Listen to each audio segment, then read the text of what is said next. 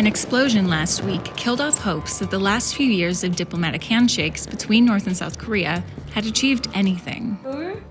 The blast targeted a glassy office building near the border that opened just 2 years ago, and was built so representatives of the two Koreas could meet to hammer out agreements. North Korea's state TV claimed the attack was retaliation, to the South sending propaganda via balloons across the border. And now, the North is threatening to do the same, sending 12 million of their own leaflets across the border in what would be the largest propaganda campaign by the North against the South. South Korean officials said this move would only worsen an already strained relationship. The latest incursions by the North appear to mostly be sending a message to Washington. In 2017, North Korea tested a nuclear weapon and rolled out a variety of long-range missiles, which experts said could reach the US, sparking a diplomatic crisis. But things seemed to be improving. In 2018, they signed the Panmunjom Declaration for Peace, Prosperity, and Reunification with South Korea. And since then, Supreme Leader Kim Jong-un has met with President Trump 3 times in an attempt to strike a nuclear deal. We had a terrific day, and we learned a lot about each other and about our countries. But the US and North Korea never came to concrete agreements on specifics. And North Korea never even agreed to stop testing nuclear weapons.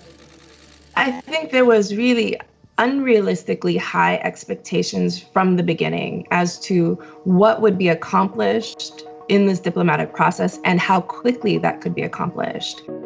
What we saw was a lot of frustration along the way because that expectation was so high, that things would be easy, things would be quick. We could have a deal before the end of the year. We could end the war before the end of the year.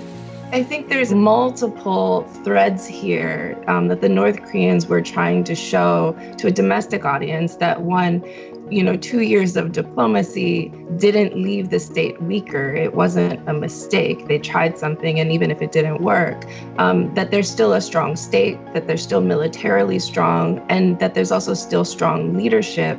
If North Korea needs to send that message now, it's because it's dealing with a pandemic and a power vacuum.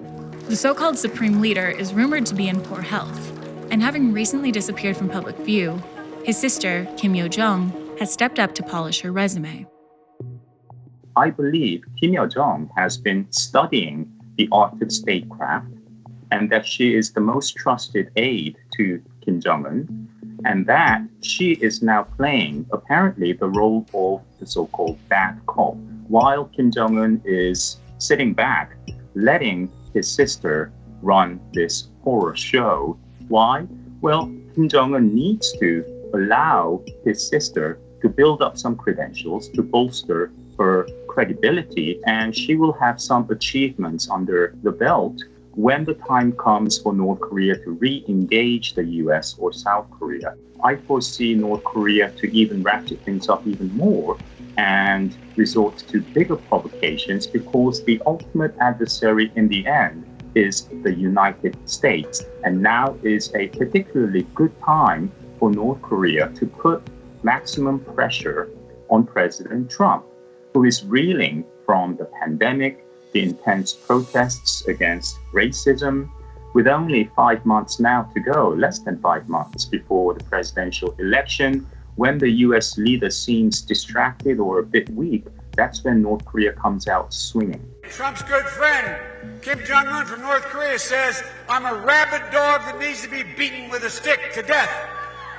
Well, I tell you what, I count that as a badge of courage.